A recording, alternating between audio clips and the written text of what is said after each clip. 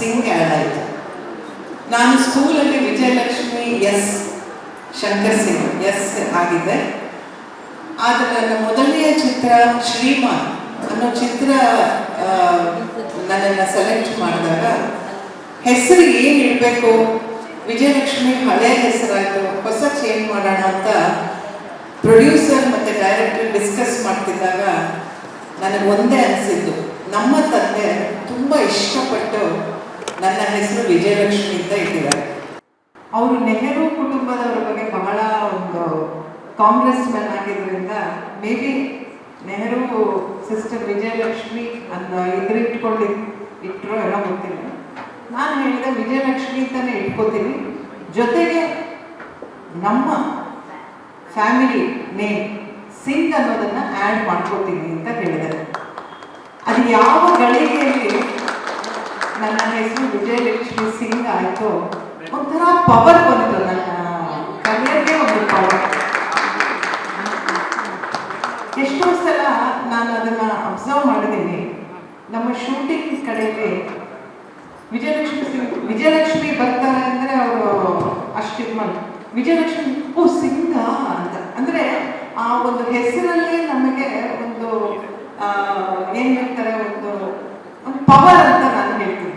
ಅದು ಆಟೋಮೆಟಿಕ್ ಆಗಿ ನನಗೆ ನಮ್ಮ ತಂದೆಯವರಿಂದ ನನಗೆ ಸಿಕ್ಕಿದ ಬಳುವಳಿ. ಸೊ ನಾನು ಹೇಳಿದಾಗೆ 59 ಅಲ್ಲ 60 ಹುಟ್ಟಿದ್ದು ಮೈಸೂರಿನಲ್ಲಿ ಜನನ. ನಾನು JSS ವಿದ್ಯಾಸಂಸ್ಥೆಯಲ್ಲಿ ನನ್ನ ಗ್ರ್ಯಾಜುಯೇಷನ್ನು ಸ್ಕೂಲು ಕಾಲೇಜು ಮಾಡಿದೆ. ನನ್ನ ಸೆಕೆಂಡ್ ಇಯರ್ BA ಇದ್ದಾಗಲೇ ನಾನು ಚಲನಚಿತ್ರಕ್ಕೆ ಬರಬೇಕಾದ್ರಿಂದ ಗ್ರ್ಯಾಜುಯೇಷನ್ನ ಮಾಡ್ಕೊಳಕ್ಕಾಗಲಿಲ್ಲ. ನಾನು ಬಾಲನಟಿಯಾಗಿ ಹಲವಾರು ಚಿತ್ರಗಳನ್ನು ಅಭಿನಯಿಸಿದ್ದೆ. ಅದೊಂಥರ ನಮ್ಮ ಸಂಸ್ಥೆಯಲ್ಲಿ ಒಂದು ಮಗುವಿನ ಪಾತ್ರ ಅಂದರೆ ನಾನು, ನಮ್ಮ ಅಣ್ಣ, ನನ್ನ ಕಸಿನ್ ಬಾಲಾಜಿ ಸಿಂಗು ಎಲ್ಲರೂ ಯಾರ್ಯಾರಿದ್ದಾರೆ ಎಲ್ಲರೂ ಹೋಗಿ ಮಾಡುವಂಥ ಒಂದು ಸನ್ನಿವೇಶ ಆಗ್ತಿತ್ತು. ಸೊ ಹಾಗಾಗಿ ಬಾಲನಟಿಯಾಗಿ ನಾನು ಫಸ್ಟ್ ಇಂಡಸ್ಟ್ರಿಗೆ ಬಂದಿದ್ದು. ಆ ನಂತರ ನನಗೆ ಮುಂಚೆಯಿಂದಲೂ ಬಿಹೈಂಡ್ ದ ಕ್ಯಾಮ್ರಾ ತುಂಬ ಇಷ್ಟ. ಅಲ್ಲಿ ನಡೆಯೋ ಚಟುವಟಿಕೆಗಳನ್ನ ನಾನು ತುಂಬ ಇಷ್ಟಪಟ್ಟು ನೋಡ್ತಾ ಇದ್ದೆ. ಅದು ನಮ್ಮ ತಂದೆ ಚಿತ್ರೀಕರಣ ಆಗುತ್ತೋ ಅಥವಾ ಪುಟ್ಟಣ, ಆಗ ಮೈಸೂರು ಪ್ರೀಮಿಯರ್ ಸ್ಟುಡಿಯೋಸಲ್ಲಿ ಬಹಳ ಯಾವಾಗಲೂ 7 ಫ್ಲೋರ್ ಇತ್ತು. 7 ಫ್ಲೋರ್ಸಲ್ಲೂ ತಮಿಳು, ತೆಲುಗು, ಮಲಯಾಳಂ, ಕನ್ನಡ, ಹೀಗೆ ಹಿಂದಿ ಎಲ್ಲ ಕಡೆಯಿಂದ ಬಂದು ಶೂಟಿಂಗ್ ನಡೀತಿತ್ತು. ಸೊ ನಾನು ಅದೊಂಥರ ನನಗೆ ಇದ್ರ ಥರ ಒಂದು ವೀಕೆಂಡ್ಸ್ ಅಂದರೂ ಸಾಕು, ಯಾರದೇ ಶೂಟಿಂಗ್ ಇರಲಿ ಹೋಗಲ್ಲಿ ಕೂತ್ಕೊಳ್ಳೋದು ನನಗೆ ಬಹಳ ಇಷ್ಟವಾದ ಒಂದು ರೂಢಿ. ಸೊ ಆ ಟೈಮಲ್ಲಿ ನಾನು ಫಸ್ಟ್ ನೋಡಿದ್ದು ನಮ್ಮ ಚಲನಚಿತ್ರಗಳಲ್ಲಿ ಯಾಕೆ ಆ ಕಾಸ್ಟ್ಯೂಮ್ಸ್ ಅನ್ನೋದು ಅಷ್ಟು ಚೆನ್ನಾಗಿಲ್ಲ. ಈ ಬಾಂಬೆ ಸಿನಿಮಾ ನೋಡಿದಾಗ ಎಷ್ಟು ಒಳ್ಳೊಳ್ಳೆ ಡ್ರೆಸ್ ಮಾಡ್ತಾರೆ ಹೀರೋ ಹೀರೋಯಿನ್ ಅಂತ ಅಂದ್ಕೊಂಡು ನಾನು ಭಾಳ ನಮ್ಮ ಮನೆಯಲ್ಲಿ ಗಲಾಟೆ ಮಾಡ್ತಿದ್ದೆ. ನಿಮ್ಮ ಹತ್ರ ಏನು ಬಜೆಟ್ ಇದೆ ಕೊಡಿ, ನಾನು ಒಳ್ಳೆ ಕಾಸ್ಟ್ಯೂಮ್ಸ್ನ ಮಾಡ್ತೀನಿ ಅಂತ. ಆವಾಗ ಒಂದು ಇವತ್ತಿನ ಚೆನ್ನೈ, ಆವಾಗ ಮಡ್ರಾಸು, ಅಲ್ಲಿಂದ ಕಾಸ್ಟ್ಯೂಮರ್ ಬರೋರು ಒಂದು ಹೀರೋ ಒಂದು 10 ಬಟ್ಟೆ, ಹೀರೋಯಿನ್ ಒಂದು 10 ಬಟ್ಟೆ, ಅದು ಇರ್ರೆಸ್ಪೆಕ್ಟಿವ್ ಡೇ ನೈಟು, ಒಂದು ಸಮಾರಂಭದ ಸೀನು, ಆ ಸನ್ನಿವೇಶದ ಬ್ಯಾಕ್ಡ್ರಾಪ್ನ ನೋಡದೆ ಒಂದು ಸಾರಾಸಗಟ್ ತಂದು ಇಟ್ಬಿಡೋರು. ಇದನ್ನ ನೋಡಿ ನಾನು ಒಂದು ಕಲರ್ ಕಾಂಬಿನೇಷನ್ನು, ಒಂದು ಆ ಸನ್ನಿವೇಶಕ್ಕೆ ತಕ್ಕನಾಗಿ ಒಂದೊಂದು ಹೊಸ ಹೊಸ ಮಾಡರ್ನ್ ಗರ್ಲ್ಸ್ ಇಷ್ಟಪಡುವಂಥ ಕಾಸ್ಟ್ಯೂಮ್ಸು, ಇದನ್ನೆಲ್ಲ ಮಾಡಬೇಕು ಅಂತ ಹೇಳಿ ನನ್ನ ಮೊದಲನೇ ಚಿತ್ರ ಭರ್ಜರಿ ಬೇಟೆ. ನನ್ನ ತಾಯಿ ಆ ಚಿತ್ರದ ನಿರ್ಮಾಪಕಿ, ನನ್ನ ಅಣ್ಣನೇ ಮಹಾತ್ಮ ಸಂಸ್ಥೆಯ ಪ್ರೊಡಕ್ಷನ್ಸು, ನನ್ನ ಅಣ್ಣನೇ ನಿರ್ದೇಶಕ. ಸೊ ನನಗೆ ಅಂಬರೀಷ್, ಶಂಕರ್ನಾಗ್, ಜಯಮಾಲ, ಸಪ್ನ, ಪ್ರಭಾಕರ್ ಈ ಥರ ಹಲವಾರು ಕ್ಯಾರೆಕ್ಟರ್ಸ್ಗೆ ನಾನು ಫಸ್ಟ್ ಟೈಮ್ ಕಾಸ್ಟ್ಯೂಮ್ ಡಿಸೈನ್ ಮಾಡಿದೆ. ತುಂಬ ಖುಷಿ ಕೊಟ್ಟಿದ್ದು. ಅದು ನನಗೆ ಸುಮಾರು ಒಂದು 30-40 ಪಿಕ್ಚರ್ ನಮ್ಮ ಸಂಸ್ಥೆಯದೇ ಆದಂಥ ಅಪ್ ಟು ಮುತ್ತಿನ ಹಾರ, ಬಂಧನ, ಕೃಷ್ಣಾನಿ ಬೇಗನೆಗಳು, ರಾಣಿ ಮಹಾರಾಣಿ ಎಲ್ಲರನ್ನ ಒಂದು ಅಲಂಕಾರ ಮಾಡುವಂಥ ಒಂದು ಇದು ನನಗೆ ಸಿಕ್ತು. ಹೀಗೆ ನಾನು ಈ ಕೆಲಸ ಮಾಡ್ತಿದ್ದಾಗ MP ಶಂಕರ್ ಅವ್ರನ್ನ ನನ್ನ ನೋಡಿ, ನೀನೇ ಹೀರೋಯಿನ್ ಆಗ್ಬೋದಲ್ಲಮ್ಮ, ನೀನು ಒಳ್ಳೆ ಬ್ಯಾಗ್ ಹೊತ್ಕೊಂಡು ಎಲ್ಲ ಬಟ್ಟೆಗಳು ಹೊತ್ಕೊಂಡು ಓಡಾಡ್ತಿಲ್ಲ. ಸರಿ, ಆ ಟೈಮ್ ನನಗೆ ಒಂದು ಪಾತ್ರ, ಹೀರೋಯಿನ್ ಪಾತ್ರ ಕೊಟ್ಟರು. ಅಲ್ಲೇ ನಾನು ಹೇಳಿದ್ನಲ್ಲ ನನ್ನ ಹೆಸರು ವಿಜಯಲಕ್ಷ್ಮಿ ಸಿಂಗ್ ಆಗಿದೆ. ಅಲ್ಲಿಂದ ನನ್ನ ತೆರೆಯ ಮೇಲೆ ನನ್ನ ಪ್ರಯಾಣ ಶುರುವಾಯಿತು. ನನ್ನ ಸ್ವಲ್ಪ ಅವಧಿಯಲ್ಲೇ ನಾನು ಹಲವಾರು ಒಳ್ಳೆಯ ನಿರ್ದೇಶಕರ ಜೊತೆ ಕೆಲಸ ಮಾಡಿದೆ. ಮೈಸೂರಿನಿಂದ ಬಂದು ಹೋಗೋದು ಒಂದು ದೊಡ್ಡ ಕಷ್ಟ. ಆವಾಗ ಈಗ ಬಾಂಬೆ ಫಾರಿನ್ನಿಂದೆಲ್ಲ ಕರೆಸ್ತಾರೆ, ಆ ಮೈಸೂರಿಂದ ಬೆಂಗಳೂರಿಗೆ ಕರೆಸಿ ಒಂದು ಹೀರೋಯಿನ್ಗೆ ಒಂದು ಇದು ಕೊಡೋದು ಒಂದು ದೊಡ್ಡ ಮಾತಾಗಿತ್ತು. ನಾವು ಇಲ್ಲೇ ಶಿಫ್ಟ್ ಆಗೋಣ ಅಂದರೆ ಆ ಮೈಸೂರಿನ ನಂಟು ನಮಗೆ ಬಿಟ್ಟೇ ಹೋಗ್ತಿರ್ಲಿಲ್ಲ. ಸೊ ಹಾಗಾಗಿ ನನಗೆ ಸಿಕ್ಕ ಅವಕಾಶಗಳಲ್ಲಿ ನಾನು ಪಾತ್ರ ಮಾಡಿಕೊಂಡು ಬರ್ತಾ ಬರ್ತಾ ಬರ್ತಾ ನನಗೆ ರೈಟಿಂಗ್, ಸ್ವಲ್ಪ ಸ್ಕ್ರೀನ್ ಪ್ಲೇ ಕಡೆ ಕೂತ್ಕೊಳ್ಬೇಕು ಅಂತ ಆಸೆ, ಎಲ್ಲ ಈ ಕೆಲಸಗಳೆಲ್ಲ ಮಾಡ್ತಿದ್ದೆ. ಆ ನಂತರ ನಾನು ಪ್ರೊಡಕ್ಷನ್ ಎಕ್ಸಿಕ್ಯೂಟಿವ್ ಆದೆ, ಪ್ರೊಡ್ಯೂಸರ್ ಆದೆ. 25 ಸಿನಿಮಾ ಪ್ರೊಡ್ಯೂಸ್ ಮಾಡಿದ್ವಿ ನಾನು ಮತ್ತು ಜಯಲಕ್ಷ್ಮಿ ಸೇರಿ. ಒಂದು 5 ಸಿನಿಮಾ ಡೈರೆಕ್ಷನ್ ಮಾಡಿದೆ.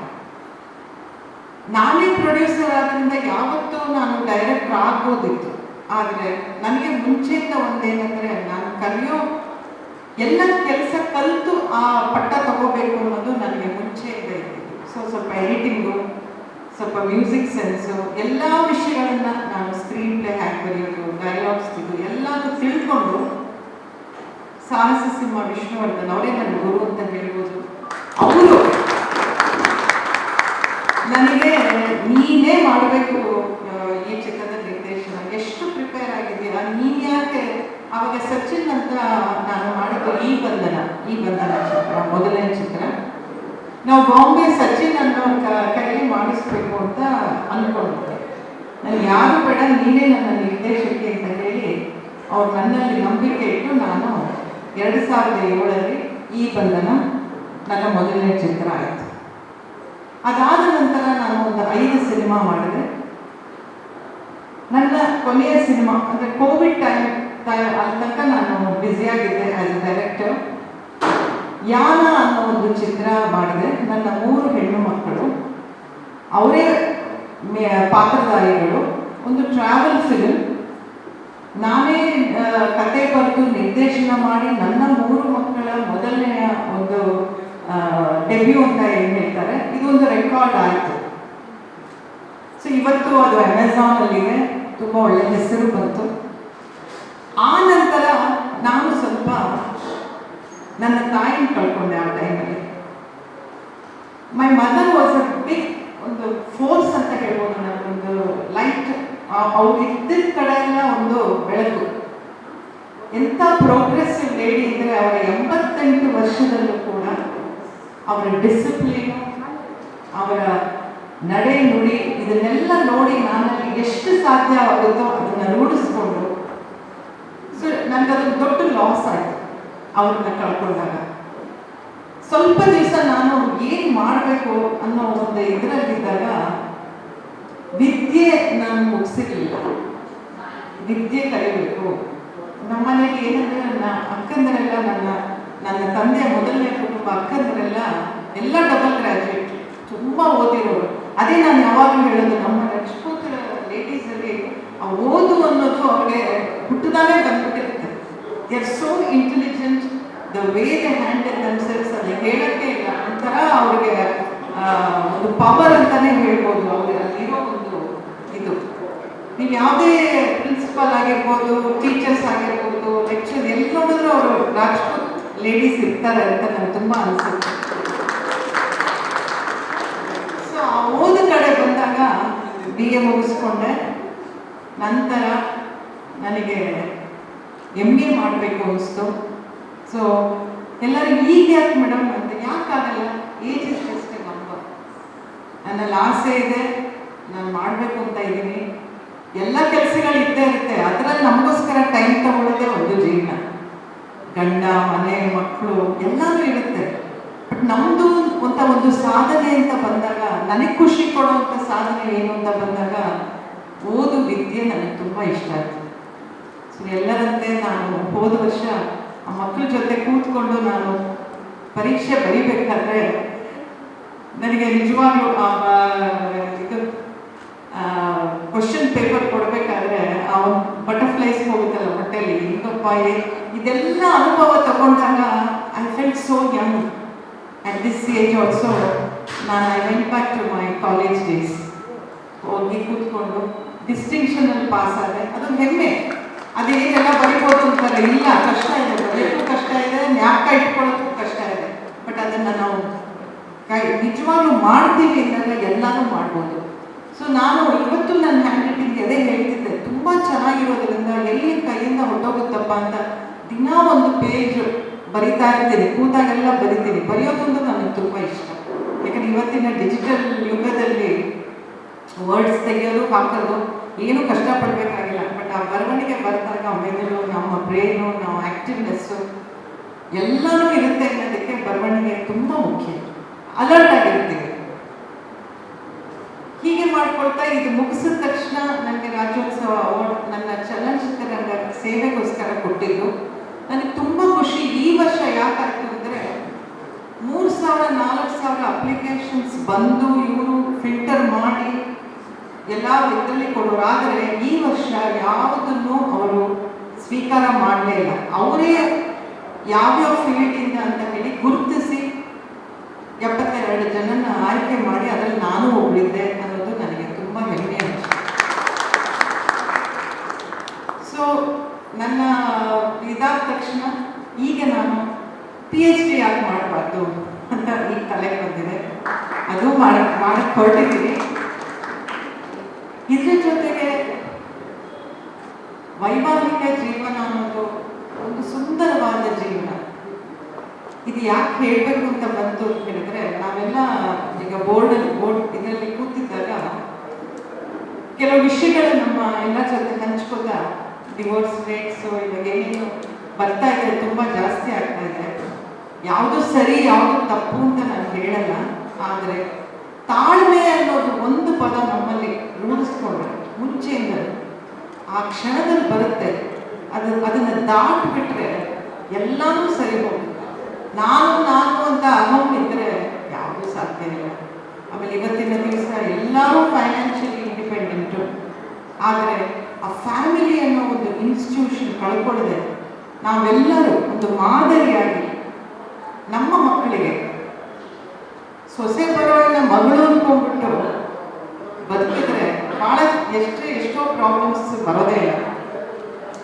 ಮಗಳು ಕೂಡ ಅಷ್ಟೇ, ಹೋಗಿದ್ದ ಮನೆಗೆ ತಾಯಿ ಜಾಸ್ತಿ ಮಾತಾಡಿದೆ, ನೀನು ಅಲ್ಲಿದೆಯಾ, ನಿಂದು ನೀನು ನೋಡ್ಕೊ ಅಂತ ಹೇಳ್ತಾರೆ. ಯಾಕೆಂದರೆ ಇವತ್ತು ಹಲವಾರು ವಿಷಯಗಳಲ್ಲಿ ಪ್ರಾಬ್ಲಮ್ಸ್ ಅಂತ ಅರೈಸ್ ಆಗದೆ ಇವಳ ಕಂಟಿನ್ಯೂಟಿ ಅಲ್ಲಿ ನಡೆಯೋ ವಿಷಯ ತಾಯಿಗೆ ಹೇಳೋದು ಮಗಳು, ಸೊಸೆ ಅತ್ತೆಯ ತಾಯಿ ಅಂತ ಅಂದ್ಕೊಳ್ಳದೆ ಅತ್ತೆ ಅಂತ ಅಂದ್ಕೊಳ್ಳೋದು. ಇವೆಲ್ಲ ವಿಷಯಗಳು ನಾನು ಸ್ವೀಟಿ ಅನ್ನೋ ಜೋಡಿ ಅಂತ ಚಿತ್ರದಲ್ಲಿ ಅದನ್ನು ಒಂದು ಈ ಪಾಯಿಂಟನ್ನು ತುಂಬ ಇಷ್ಟಪಟ್ಟು ಹೇಳಿದ್ದೆ ನಾನು. ರಮ್ಯಾ ಮತ್ತು ರಾಧಿಕಾ 2 ಕ್ಯಾರೆಕ್ಟರ್ಸ್ ಮಾಡಿದ್ರು ಅತ್ತೆ ಸೊಸೆ. ಸೊ ಎಲ್ಲೋ ಒಂದು ಕಡೆ ಇವಾಗ ಏನಾದರೂ ಹೇಳಕ್ಕೆ ಹೋದರೂ ಕೂಡ ಹಿಂಗೆ ಅಂದ್ಬಿಡ್ತಾರೆ ಫಸ್ಟೇ. ಅಂದರೆ ಪ್ರೀಚ್ ಮಾಡಬೇಡಿ ಯಾರು, ಇದು ನಮ್ಮ ಲೈಫು, ನಾವು ನೋಡ್ಕೋತೀವಿ. ಓಕೆ, ಪ್ರೀಚ್ ಮಾಡೋದು ಬೇಡ, ನಮ್ಮತನನ ನಾವು ಇಟ್ಕೊಂಡು ಆದಷ್ಟು ಅವರಿಗೆ ಬುದ್ಧಿ ಹೇಳ್ತಾರೆ. ಇವತ್ತಿನ ಜನ್ರೇಷನ್ ಸ್ವಲ್ಪ ತಾಳ್ಮೆಯಿಂದ ಫ್ಯಾಮಿಲಿ ಇನ್ಸ್ಟಿಟ್ಯೂಷನ್ಸ್ನ ಬೆಳೆಸ್ಕೊಂಡು, ಬಿಕಾಸ್ ಅದು ಬಹಳ ಮುಖ್ಯ ನಮಗೆ. ಇವತ್ತು ನಾನು ಇಷ್ಟು ಸಾಧನೆ ಅಂದರೆ behind my back it was Jai Jagadish was there. ಏನೇ ಮಾಡ್ತೀವಿ ಅಂದ್ರೂ ಒಂದು ದಿವಸ ನಾವು ಇದು ಯಾಕೆ ಅಂತ ಕೇಳ್ತಿರ್ಲಿಲ್ಲ. ಅಷ್ಟು ನಂಬಿಕೆ ನನ್ನ ಮೇಲೆ ಇತ್ತು.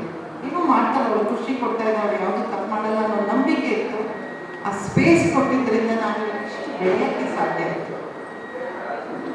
ಸೊ ನಾನು ಅದನ್ನೇ ನನ್ನ ಮಕ್ಕಳಿಗೂ ಕೂಡ ಅವಾಗ ಹೇಳ್ತಿರ್ತೀನಿ, ಏನಂದ್ರೂ ಫಸ್ಟ್ ಫ್ಯಾಮಿಲಿ, ತಂದೆ ತಾಯಿ, ಆಮೇಲೆ ನಮ್ಮ ದೇವರಲ್ಲಿರೋ ಒಂದು ಭಕ್ತಿ. ನನಗೆ ತುಂಬ ಖುಷಿ ಆಯಿತು. ಇಲ್ಲಿ ಅವ್ರು ಹೇಳಿದ್ರು ದಸರಾ ಹಬ್ಬದ ಟೈಮಲ್ಲಿ 10 ದಿವಸ ಅಷ್ಟು ಚೆನ್ನಾಗಿರುತ್ತೆ ಅಂತ. ನಾನು ಕೇಳಿ ಅಷ್ಟು ಖುಷಿ ಆಯಿತು. ಯಾಕಂದರೆ ನಾನು ತುಂಬ ದೇವಿ ಭಕ್ತೆ. ನಾನು ಟೈಮ್ ಸಿಕ್ಕಾಗೆಲ್ಲ ಚಾಮುಂಡಿ ಬೆಟ್ಟ, ಮೈಸೂರು, ಹೀಗೆ ದುರ್ಗಾ ಪರಮೇಶ್ವರಿ ಹೀಗೆ ಸುತ್ತದೇ ನನ್ನ ಕೆಲಸ. ಸೊ ನನಗೆ ಅದೆಲ್ಲ ಕೇಳಿಬಿಟ್ಟು ಬಹಳ ಸಂತೋಷ ಆಯಿತು. ಸಿ ಅವೆಲ್ಲ ನಮ್ಮ ಶಕ್ತಿಗಳು. ನಾವು ಅದನ್ನ ಬಿಟ್ಕೊಡ್ಬಾರ್ದು, ಯಾವುದೇ ಕಾರಣಕ್ಕೂ ಬಿಟ್ಕೊಡ್ಬಾರ್ದು. ಬೆಳಗ್ಗೆ ಎದ್ದು ಶುಭ್ರವಾಗಿ ಸ್ನಾನ ಆದ ತಕ್ಷಣ 1 ನಿಮಿಷ ದೇವರಲ್ಲಿ ದೀಪ ಹಚ್ಚಿ ಕೂತ್ಕೊಂಡು ಎಲ್ರಿಗೂ ಒಳ್ಳೇದು ಮಾಡು, ನಮಗೆ ಅಂತಲ್ಲ ಎಲ್ರಿಗೂ ಒಳ್ಳೇದು ಮಾಡು ಅಂತ ಕೇಳ್ಕೊಂಡು ಕೆಲಸಕ್ಕೆ ಕೊಟ್ಟರೆ ಅವತ್ತಿನ ದಿನ ಸುಗಮವಾಗಿರುತ್ತೆ. ಸೊ ಹೀಗೆ ಹೇಳ್ತಾ ಇವಾಗ ನಾನು ಇದ್ರ ಜೊತೆಗೆ ಜಗದೀಶ್ ಎಸ್ಟೇಟ್ ಪೂರ್ತಿ ನಾನೇ ನೋಡ್ಕೊತಾ ಇದ್ದೀನಿ. ಈಗ ರೈತರ ಇದಕ್ಕೂ ಹೋಗಿದ್ದೀನಿ ನಾನು. ನನಗೆ ಅಲ್ಲಿ ಹೋದಾಗ ಎಷ್ಟು ಖುಷಿ ಆಗುತ್ತೆ ಆ ಭೂಮಿ ತಾಯಿ ನೋಡ್ತಾ, ನಾವು ಅದ್ರ ಬಗ್ಗೆ ಕಲ್ತ್ಕೋತಾ, ಆ ಒಂದು ಬೆಳೆಗಳು, ಆ ಒಂದು ಮಳೆ, ಆ ಒಂದು ಇದು, ಸೊ ಅದನ್ನೆಲ್ಲ ನಾನು ನೋಡ್ಕೊಳ್ತಾ ಇದ್ದೆ. ಸೊ ಹೊಸ ಹೊಸ ಥಿಂಗ್ಸ್ ಕಲಿತಾನೇ ಇರ್ಬೋದು, ಅದಕ್ಕೆ ಎಂಡ್ ಅಂತಾನೇ ಇಲ್ಲ. ನಾವು ಇರುವಷ್ಟು ದಿವಸ ಅಪ್ಡೇಟ್ ಆಗ್ತಾ ಹೊಸ ವಿಷಯಗಳನ್ನ ಕಲಿತಾ ಒಳ್ಳೊಳ್ಳೆ ಬುಕ್ಸನ್ನ ಓದೋದು ತುಂಬ ಕಡಿಮೆ ಆಗೋಗಿದೆ ಇವಾಗ. ಸಿಕ್ಕಿದ ಸಮಯದಲ್ಲಿ ಒಂದು ಸ್ವಲ್ಪ ಧಾರಾವಾಹಿ ನೋಡೋದು, ಒಂದಿಷ್ಟು ಅದು ಸಿನಿಮಾಗೆ ತುಂಬ ಕಮ್ಮಿ ಆಗಿಬಿಟ್ಟಿದೆ ಜನ ಥಿಯೇಟ್ರಿಗೆ ಬರೋದು. ಬಟ್ ಮನೇಲೆ ಟಿವಿ OTT ಫಾರ್ಮ್ಯಾಟಲ್ಲಿ ನೋಡಿಕೊಂಡು ಆ ಬುಕ್ ಓದೋ ಕಲ್ಚರ್ ತುಂಬ ಕಡಿಮೆ ಆಗಿದೆ. ಅದನ್ನು ತಿರ್ಗಾ ತಗೊಂಡು ಆಮೇಲೆ ಅಡಿಗೆ, ನಮ್ಮಲ್ಲಿ ಇರೋ ಅಡಿಗೆಗಳು ಇವತ್ತುವರೆಗೂ ನನಗೆ ಯಾರು ಮನೇಲಿ ಸಹಾಯ ಮಾಡೋಕ್ಕೆ ಒಬ್ಬರಿದ್ದಾರೆ ವಿನ ನಾನೇ ಅಡುಗೆ ಮಾಡೋದು. ಯಾಕಂದರೆ ನನಗೆ ತುಂಬ ಅನಿಸೋದು ಇಟ್ಸ್ ಎ ಸ್ಟ್ರೆಸ್ ಬಸ್ಟರ್. ಯಾವಾಗ ನನಗೆ ತುಂಬ ತಲೆ ಕೆಡುತ್ತೆ ನಾನು ಹೋಗಿ 5-6 ಥರ ಅಡುಗೆ ಮಾಡಿಟ್ಬಿಡ್ತೀನಿ. ಅಂದರೆ ಅಲ್ಲಿ ಹೋದಾಗ ನಮಗೆ ಸಿಗೋ ಖುಷಿನೇ ಬೇರೆ. ಸೊ ನಾವೇ ಅಡುಗೆ ಮಾಡಿಕೊಂಡು ನಮ್ಮ ಮುಂದಿನ ಪೀಳಿಗೆಗೆ ಅದನ್ನೆಲ್ಲ ಕಲಿಸ್ತಾ, ಇದಕ್ಕಿಂತ ಇನ್ನೇನು ಸಾಧನೆ ಬೇಕು ಹೆಣ್ಣಿಗೆ? ಅವರು ಅರ್ಬನ್ ಲೇಡೀಸ್ ಇರ್ಬೋದು, ಇವ್ರು ಎಲ್ಲ ಕಡೆ they are so talented. So ನಾನು ಯಾವಾಗಲೂ ಒಂದು ಹೇಳೋದು, ಮಾರ್ಚ್ 8 ಮಾತ್ರ ನಮ್ಮ ಸಂಭ್ರಮ ಅಲ್ಲ. ಪ್ರತಿ ದಿವಸ, ಪ್ರತಿ ಕ್ಷಣನೂ ನಾನು ಒಂದು ಹೆಣ್ಣು, ನಾನು ಸಂಭ್ರಮಿಸಿಕೊಂಡೆ ನನ್ನ ಇಷ್ಟದಂತೆ ನನ್ನ ಸುತ್ತಮುತ್ತದನ್ನೆಲ್ಲ ಕಟ್ಕೊಂಡು ಮುಂದುಗ್ಗದೆ ಒಂದು ಹೆಣ್ಣು. ಅದು ತಾಯಿ ಆಗಿರ್ಬೋದು, ತಂಗಿ ಆಗಿರ್ಬೋದು, ಹೆಂಡತಿ ಆಗಿರ್ಬೋದು, ಗರ್ಲ್ ಫ್ರೆಂಡ್ ಆಗಿರ್ಬೋದು, ಮಗಳಾಗಿರ್ಬೋದು, ಹೆಣ್ಣು ಎಲ್ಲ ಕಡೆ. ಆ ಹೆಣ್ಣಿನಿಂದಲೇ ಆ ಜೀವನ ಅಷ್ಟು ಚೆನ್ನಾಗಿದೆ ಅಂತ ನಾನು ಅಂದ್ಕೊಳ್ಳೋ ಇವರಾಗಿರೋದ್ರಿಂದ ನಾನು ಪ್ರತಿ ದಿವಸ ಸಂಭ್ರಮಿಸ್ತೀನಿ. ಇವತ್ತು ನಾನು ಹೇಳಿದಂಗೆ ಇಲ್ಲಿ ಬಂದಾಗ ನನಗೆ ತುಂಬ ಖುಷಿಯಾಗಿದ್ದು ನಮ್ಮ ತಂದೆ ರಾಜ್ಪೂತ್, ನಮ್ಮ ಜನ, ಹಮಾರೆ ಜಾತ್ ವಾಲೆ ಅಂತ ನಮ್ಮಪ್ಪ ಯಾವಾಗಲೂ ಹೇಳೋರು. ನಮ್ಮಮ್ಮ ಅಫ್ಕೋರ್ಸ್ ಮಂಗಳೂರು, ಕೊಂಕಣಿ, ಸಾರಸ್ವತ್. ನಾನು ತುಂಬ ಹುಟ್ಟು ಬೆಳೆದಿದ್ದೆಲ್ಲ ಮೈಸೂರಾಗಿದ್ದ, ಮೈಸೂರಿನವಳೇ ಆಗಿಬಿಟ್ಟಿದ್ದೀನಿ. ಆದರೆ ನನ್ನ ಹೆಸರಲ್ಲಿ ಸಿಂಗ್, ರಾಜ್ಪೂತ್, ಈ ಕಡೆ ನನ್ನ ತಾಯಿ ಒಂದು ಗುಣ ಎಲ್ಲ ತಗೊಂಡು ಇವತ್ತು ಇಷ್ಟು ಸಾಧನೆ ಮಾಡೋಕ್ಕಾಗ್ತದೆ. ಈ ಸಾಧನೆಗೆ ನನಗೆ ನಿಮ್ಮೆಲ್ಲರ ಪ್ರೀತಿ, ವಿಶ್ವಾಸ ಇವತ್ತು ಸಿಕ್ಕಿ ನನಗೆ ಇಷ್ಟು ಒಂದು ಖುಷಿ ಕೊಟ್ಟು ಇಷ್ಟು ದೊಡ್ಡ ಸನ್ಮಾನ ಮಾಡಿದ್ದು ನನಗೆ ತುಂಬ ಹೆಮ್ಮೆ ಅನ್ನಿಸ್ತಾ ಇದೆ. Thank you so much for all the ladies and gentlemen. And ಈ ರಾಜ್ಪೂತ್ ಸಭೆಗೆ ನನ್ನ ಕರೆಸಿ ಇಷ್ಟು ವಿಜೃಂಭಣೆಯಿಂದ ನನ್ನನ್ನು ಬರಮಾಡಿಕೊಂಡು, ನಾನು ಫಸ್ಟ್ ಕಾರಿಂದ ಹೇಳಿದಾಗ ನನಗೆ ಗೊತ್ತರ ಎಲ್ಲ ಸನ್ಫ್ಲವರ್ಸ್ ಕಂಡು, ನೀವೆಲ್ಲ ಎಲ್ಲೋ ಹುಟ್ಟಿದ್ದಾರೆ, ನಾನು ಉಟ್ಕೊಂಡು ಬರಬೇಕಿತ್ತ, ಡ್ರೆಸ್ ಕೋಡ್ ಏನಾಗಿದೆಯಾ ಅಂತ ಅಂದ್ಕೊಂಡೆ. ಅದು ನಾನು ಹಸಿರಲ್ಲಿ ಬಂದಿದ್ದೀನಿ, ನೀವೆಲ್ಲ ಹಳದಿ ಹಸಿರು ಯಾವಾಗ ಒಳ್ಳೆ ಜೋಡಿನೇ. ಸೊ ಇಷ್ಟು ಹೇಳ್ತಾ ನನ್ನ ಮಾತನ್ನು ಮುಗಿಸ್ತೀನಿ. ತುಂಬ thank you. I am so grateful to all.